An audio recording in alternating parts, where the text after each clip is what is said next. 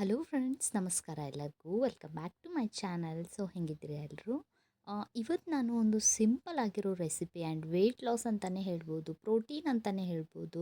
So ತುಂಬಾ useful ಆಗಿರೋ ರೆಸಿಪಿನ ನಾನು ಇವತ್ತು ನಿಮಗೆ ತೊಗೊಂಡು ಬಂದಿದ್ದೀನಿ. ಅದೇನಪ್ಪ ಅಂತ ಹೇಳಿದರೆ, ಇವಾಗ ನಾವು ಎಗ್ ಆಮ್ಲೆಟ್ ಎಲ್ಲರೂ ಮಾಡ್ತಾ ಇರ್ತೀವಿ. ಸೊ ನಾವೇನು ಮಾಡಿಬಿಡ್ತೀವಿ, ಸಿಂಪಲಾಗಿ ಎಗ್ನ ಮಾಡ್ಕೊಂಡು ಬಿಡ್ತೀವಿ. ಇಲ್ಲಿ ನಾನು ಮಸಾಲ ಎಗ್ ಯಾವ ಥರ ಮಾಡೋದು ಅಂತ ಹೇಳಿ ತೋರಿಸ್ಕೊಡ್ತೀನಿ ಇವತ್ತು ನಿಮಗೆ. ಇದು ತಿನ್ನೋಕ್ಕೆ ತುಂಬಾ ಟೇಸ್ಟಿಯಾಗಿರುತ್ತೆ. ಆ್ಯಂಡ್ ವೆಯ್ಟ್ ಲಾಸ್ ಮಾಡ್ತಾಯಿದ್ರೆ ಸೊ ಅವ್ರಿಗೂ ತುಂಬ ಈ ರೆಸಿಪಿ ಹೆಲ್ಪ್ ಆಗುತ್ತೆ ಅಂತಲೇ ಹೇಳ್ಬೋದು. ಸೊ ಇಲ್ಲಿ ನೀವು ನೋಡ್ತಾ ಇರ್ಬೋದು, ನಾನು ಒಂದು ಈರುಳ್ಳಿನ ತೊಗೊಂಡಿದ್ದೀನಿ.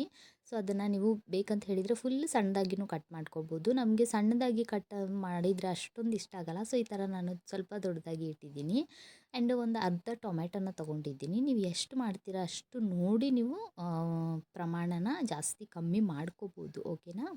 ಸೊ ಇವಾಗ ನಾನಿಲ್ಲಿ ಸಿಂಗಲ್ ಎಗ್ ಒಂದು 3 ಎಗ್ನ ತೊಗೊಂಡಿದ್ದೀನಿ. ಯಾರಿಗೆಲ್ಲ ಇದು ಡಿಫಿಕಲ್ಟ್ ಟಾಸ್ಕ್ ಅಂತ ಹೇಳಿದ್ದಂದರೆ, ಇದು ಎಗ್ಗು ಒಡೆದು ಹಾಕೋದು ಫ್ರೆಂಡ್ಸ್, ನನಗಂತೂ ಬೇಗ ಬರೋದೇ ಇಲ್ಲ.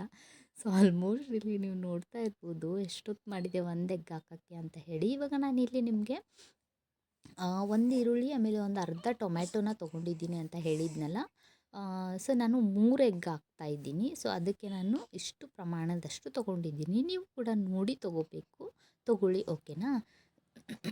ಸ್ವಲ್ಪ ಗಂಟ್ಲ ಎಲ್ಲ ನನಗೆ ಹುಷಾರಿಲ್ಲ, ಸೊ ಅಡ್ಜಸ್ಟ್ ಮಾಡ್ಕೊರಿ. ಆ್ಯಂಡ್ ನನ್ನ ಮಗ ಕೂಡ ಇದ್ದಾನಿಲ್ಲಿ, ಓಕೆನಾ. ಸೊ ಇವಾಗ ನಾನು 3 ಎಗ್ಗನ್ನು ಒಡೆದು ಹಾಕಿ ಚೆನ್ನಾಗಿ ಇದನ್ನ ಬೀಟ್ ಮಾಡ್ಕೊತೀನಿ. ಬೀಟ್ ಮಾಡೋದಂತೂ ತುಂಬಾ ಇಂಪಾರ್ಟೆಂಟ್ ಫ್ರೆಂಡ್ಸ್. ಇದರಲ್ಲಿ ನೀವು ಜಾಸ್ತಿ ಟೈಮ್ ಕೊಟ್ಟು ಇದನ್ನು ಚೆನ್ನಾಗಿ ಬೀಟ್ ಮಾಡಿ, ಓಕೆನಾ. ಇಲ್ಲ ಅಂತ ಹೇಳಿದರೆ ಒಂದೊಂದು ಕಡೆ ವೈಟ್ ಒಂದೊಂದು ಕಡೆ ಎಲ್ಲೋ ಇದ್ದಂದರೆ ಅದು ಅಷ್ಟೊಂದು ಇದನ್ನ ಅನ್ಸಲ್ಲ. ಫುಲ್ ಎಲ್ಲ ಮಿಕ್ಸ್ ಆಗಬೇಕು, ಓಕೆನಾ. ಸೊ ಇವಾಗ ನಾನು ಇದಕ್ಕೆ ಮಸಾಲ ಎಲ್ಲ ಏನೆಲ್ಲ ನಾನು ಎಕ್ಸ್ಟ್ರಾ ಆ್ಯಡ್ ಮಾಡ್ತೀನಿ ಅಂತ ಹೇಳಿ ನಿಮಗೆ ತೋರಿಸ್ಕೊಡ್ತೀನಿ. ಇದಕ್ಕೆ ನೀವು ವೆಜಿಟೇಬಲ್ಸ್ ಕೂಡ ಹಾಕೋಬೋದು. ಬೀಟ್ರೂಟ್ ಆಗಿರ್ಬೋದು, ಆಮೇಲೆ ಕ್ಯಾರೆಟ್ ಆಗಿರ್ಬೋದು. ಸೊ ಈ ಥರ ನೀವು ಹಾಕೋಬೋದು. ಸೊ ಇಲ್ಲಿ ನಾನು ಏನು ಹಾಕ್ತೀನಪ್ಪ ಅಂತ ಹೇಳಿದರೆ, ಟೊಮ್ಯಾಟೊ, ಈರುಳ್ಳಿ ಹಾಕ್ತೀನಿ ಮೊದಲಿಗೆ. ಸೊ ನಾವು ಇಷ್ಟು ಕಟ್ ಮಾಡ್ಕೊಂಡಿದ್ದೀನಿ, ಯಾಕಂತ ಹೇಳಿದರೆ ಚಪಾತಿ ಜೊತೆಗೆ ತಿನ್ನೋದ್ರಿಂದ ಒಂದು ಸ್ವಲ್ಪ ಪಲ್ಯ ಟೈಪ್ ನಮ್ಗೆ ಅನಿಸುತ್ತೆ, ಓಕೆನಾ. ಸೊ ಹಿಂಗಾಗಿ ಒಂದು ಅರ್ಧ ಟೊಮ್ಯಾಟೊ ಕೆಳಗಡೆ ಬಿದ್ದಿದ್ದು ಹಾಕ್ತಿದ್ದೀನಿ ಅಂತ ಹೇಳಿ ಬೇಯೋಕ್ಕೆ ಹೋಗಬೇಡಿ, ಫುಲ್ ಕ್ಲೀನ್ ಇದೆ. ಆ್ಯಂಡ್ ಇಲ್ಲಿ ನಾನು ಕೊತ್ತಂಬರಿ ಕೂಡ ಹಾಕ್ತಾಯಿದ್ದೀನಿ. ನೀವು ಮತ್ತು ಎಕ್ಸ್ಟ್ರಾ ವೆಜಿಟೇಬಲ್ಸ್ ಎಲ್ಲ ನೀವು ಆ್ಯಡ್ ಮಾಡ್ಕೋಬೋದು. ಇದರಿಂದ ಹೊಟ್ಟೆನೂ ತುಂಬುತ್ತೆ ಆ್ಯಂಡ್ ನಮಗೆ ಹೆಲ್ದಿ ಕೂಡ ಹೌದು, ವೆಯ್ಟ್ ಲಾಸಿಗೂ ತುಂಬ ಹೆಲ್ಪ್ ಆಗುತ್ತೆ. ಆ್ಯಂಡ್ ಇಲ್ಲಿ ರುಚಿಗೆ ತಕ್ಕಷ್ಟು ಉಪ್ಪನ್ನು ಹಾಕಿದ್ದೀನಿ. ಉಪ್ಪನ್ನು ನೋಡಿ ಹಾಕೋರಿ. ಆ್ಯಂಡ್ ಇಲ್ಲಿ ಒಂಚೂರು ನಾನು ಖಾರದ ಪುಡಿ ಹಾಕಿದ್ದೀನಿ. ನಿಮಗೆ ಬೇಕಂತ ಹೇಳಿದರೆ ನೀವು ಹಸಿಮೆಣಸಿನ್ಕಾಯಿ ಕೂಡ ಆ್ಯಡ್ ಮಾಡ್ಕೋಬೋದು, ಅದನ್ನು ಕೂಡ ತುಂಬಾ ಚೆನ್ನಾಗಿರುತ್ತೆ. ಇವಾಗ ನಾನಿಲ್ಲಿ MTR ಅವ್ರದ್ದು ಕೋರಿಯಂಡರ್ ಪೌಡ್ರ್ ಹಾಕ್ತಾಯಿದ್ದೀನಿ, ಧನಿಯಾ ಪೌಡರ್ ಹಾಕ್ತಾಯಿದ್ದೀನಿ. ಇವಾಗ ಒಂಚೂರು ಹಾಕಿದ್ದೀನಿ, ಒಂದು ಅರ್ಧ ಸ್ಪೂನಷ್ಟು.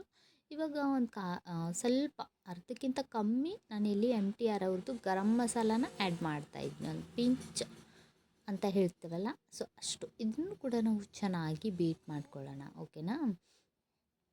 ಸೊ ಇದು ನೀವು ಹಾಗೆ ಆದರೂ ತಿನ್ಬೋದು. ಆ್ಯಂಡ್ ಚಪಾತಿ, ರೊಟ್ಟಿ, ಯಾವುದೇ ನೀವು ಪಲ್ಯ ಮಾಡೋಕ್ಕೆ ನಿಮಗೆ ಬೇಜಾರ ಅಂತ ಅನಿಸಿದ್ನಂದರೆ ಸೊ ಈ ಥರ ನೀವು ತತ್ತಿ ಎಲ್ಲ ಒಡೆದು ಹಾಕಿ ಈರುಳ್ಳಿ ಟೊಮ್ಯಾಟೊ ಕಟ್ ಮಾಡಿ ಮಿಕ್ಕಿರೋ ಮಸಾಲ ಎಲ್ಲ ಹಾಕಿ ನೀವು ಈ ಥರ ಮಾಡ್ಕೋಬೋದು. ಇಲ್ಲಿ ನಾನು ಒಂದು 2 ಟೇಬಲ್ ಸ್ಪೂನಷ್ಟು ಎಣ್ಣೆನ ಹಾಕ್ತಾಯಿದ್ದೀನಿ. ನೀವು ನೋಡಿ ಹಾಕೋರಿ. ವೆಯ್ಟ್ ಲಾಸ್ ಮಾಡ್ತಾ ಇರೋರು ಒಂಚೂರು 1 ಟೇಬಲ್ ಸ್ಪೂನ್ ಎಣ್ಣೆ ಹಾಕೋರಿ ಸಾಕು. ಸೊ ಇವಾಗ ನೋಡ್ಬೋದು ನಾನು ಇದನ್ನು ಆ್ಯಡ್ ಮಾಡ್ತಾಯಿದ್ದೀನಿ ತವಾಗೆ. ಇಲ್ಲಿ ನಾನು 2 ಟೇಬಲ್ ಸ್ಪೂನ್ ಎಣ್ಣೆ ಯಾಕೆ ಹಾಕಿದ್ದೀನಿ ಅಂತ ಹೇಳಿದರೆ, ಕ್ವಾಂಟಿಟಿ ಜಾಸ್ತಿ ಇತ್ತು ಫ್ರೆಂಡ್ಸ್, ಕ್ವಾಂಟಿಟಿ ನೋಡಿ ಹಾಕೋರಿ ನೀವು. ಸೊ ಇವಾಗ ಇದನ್ನು ಲೋ ಫ್ಲೇಮಲ್ಲಿ ಇಡಿ, ಫುಲ್ ಫಾಸ್ಟ್ ಇಡೋಕ್ಕೆ ಹೋಗಬೇಡಿ. ಯಾಕಂತ ಹೇಳಿದಂದರೆ ಮೇಲೆಲ್ಲ ಹಸಿ ಇರುತ್ತೆ, ಒಳ್ಳಿಸಿ ಹಾಕುವಾಗ ನಮ್ಗೆ ಪ್ರಾಬ್ಲಮ್ ಆಗುತ್ತೆ, ಕೆಳಗಿಂದು ಸೀದೋಗ್ಬಿಡುತ್ತೆ. ಸೊ ಈ ಥರ ಆಗುತ್ತೆ ನೋಡಿ. ಲೋ ಫ್ಲೇಮಲ್ಲಿ ಇಟ್ಟು ಸೊ ಚೆನ್ನಾಗಿ ಬೇಯಿಸ್ಕೊಳ್ಳಿ. ಕೆಳಗಿಂದ ಒಂದು ಸ್ವಲ್ಪ ಗೋಲ್ಡನ್ ಬ್ರೌನ್ ಆದ ನಂತರ ಸೊ ಅದನ್ನು ನಾವು ತಿರುಗಿಸಿ ಹಾಕಿಬಿಡ್ಬೇಕು. ಇದು ತಿರುಗಿಸಿ ಹಾಕುವಾಗ ಒಂದು ಸ್ವಲ್ಪ ಆಚೆ ಈಚೆ ಆಗುತ್ತೆ, ಅಂದರೆ ತವಾದಲ್ಲೇ ಆಚೆ ಈಚೆ ಆಗುತ್ತೆ. ಸೊ ಇಲ್ಲಿ ನೋಡ್ಬೋದು ನೀವು. ಅದನ್ನು ಏನು ಜಾಸ್ತಿ ಇದನ್ನು ಮಾಡೋಕ್ಕೆ ಹೋಗಬೇಡಿ, ಯಾಕಂದರೆ ಎಗ್ ನಾವು ಜಾಸ್ತಿ ಪ್ರಮಾಣದಲ್ಲಿ ಮಾಡಿದಂದರೆ ಅದು ನಮಗೆ ಒಳ್ಳಿಸಿ ಹಾಕೋದ್ರೆ ಸ್ವಲ್ಪ ಮೆಸ್ಸಿ ಅನಿಸುತ್ತೆ, ಓಕೆನಾ. ಬಟ್ ಹೊಟ್ಟೆಗೆ ಹೋಗುತ್ತಲ್ವ ಎಲ್ಲ. ಸೊ ಈ ಥರ ನೋಡಿ ಗೋಲ್ಡನ್ ಬ್ರೌನ್ ಎಲ್ಲ ಬಂದಿದೆ ಅಲ್ಲ, ಸೊ ಈ ಥರ ಆಗಬೇಕು. ಚೆನ್ನಾಗಿ ಬೇಯಿಸ್ಕೊಳ್ಳಿ. ಆ್ಯಂಡ್ ಇದು ನೀವು ರೈಸ್ ಜೊತೆಗಾದರೂ ತಿನ್ಬೋದು, ರೊಟ್ಟಿ ಆವಾಗಲೇ ಹೇಳ್ದಂಗೆ